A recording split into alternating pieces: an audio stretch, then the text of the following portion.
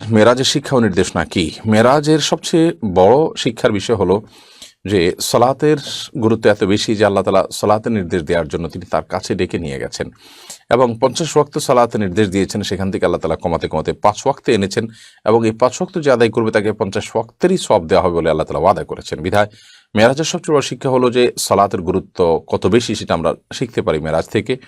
এবং সেই সাথে মেরাজের মাধ্যমে আল্লাহ তাআলা তাকে নবী সাল্লাল্লাহু আলাইহি সাল্লামকে কিছু কিছু অপরাধের শাস্তি কেমন হবে তার ডামি আল্লাহ তাআলা দেখিয়েছেন, তার মুখ আল্লাহ তাআলা দেখিয়েছেন এবং সেটির মাধ্যমে সে সমস্ত অপরাধগুলোর ভয়াবহতাও আমরা আঁচ করতে পারি, অনুমান করতে পারি।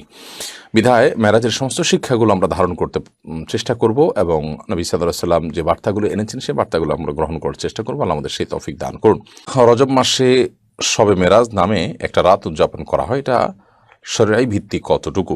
রজব মাসে লাইলাতুল মেরাজ নবী সাল্লাল্লাহু আলাইহি সাল্লামের ঘটেছে বলে আমাদের সমাজে বহুল প্রচলন রয়েছে এবং রজব মাসের 27 তারিখে 27তম রাতকে লাইলাতুল মেরাজ বা শবে মেরাজ তথা মেরাজের রাত হিসাবে উদযাপন করা হয়ে থাকে।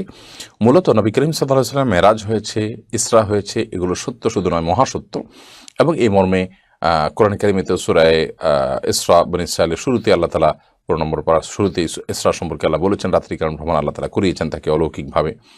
আবার মেরাজের বিষয়ে নবী সাল্লাল্লাহু আলাইহি ওয়াসাল্লাম বহু হাদিস বর্ণিত হয়েছে যে আল্লাহ তাআলা তাকে ঊর্ধ্ব জগতে উঠে নিয়ে গেছেন এবং আল্লাহ তার সাথে সাক্ষাৎ হয়েছে, জান্নাত জাহান্নাম তিনি অবলোকন করেছেন, সিদরাতুল মুনতাহায় গিয়েছেন এবং বিভিন্ন নবীদের সাথে আসমানে রাসূলদের সাথে সাক্ষাৎ হয়েছে। তো এই বিষয়গুলো তো সুপ্রমাণিত এবং এগুলোকে অস্বীকার করবার, অবিশ্বাস করবার সুযোগ নেই। কিন্তু মেরাজ রজব মাসেই হয়েছে এমনটি সুনিশ্চিত নয়, বরং বেশিরভাগ ইতিহাসবিদদের মতে মেরাজের মাসটি ভিন্ন।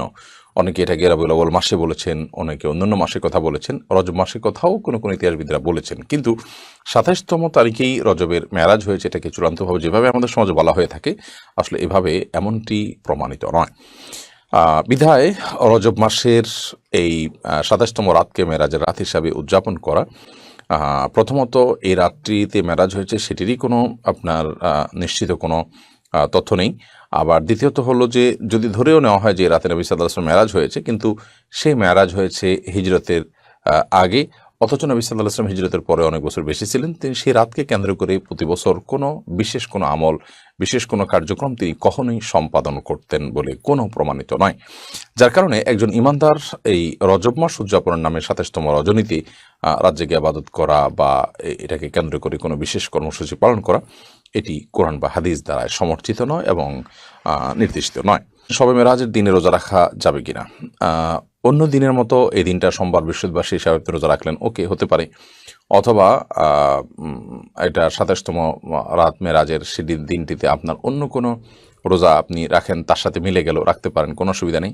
কিন্তু মেরাজের দিবস হিসাবে কোনো রোজার নির্দেশ কোরআন হাদিসে কোথাও বিশুদ্ধভাবে বর্ণিত হয়নি। বিধায় এই মেরাজের রাত, মেরাজের দিন উপলক্ষে আপনি 27তম রাতে 27তম দিনে রজবের রোজা রাখার গ্রহণযোগ্য কোনো বর্ণনা বা সূত্র কিন্তু কোরআন এবং হাদিস থেকে পাওয়া যায় না।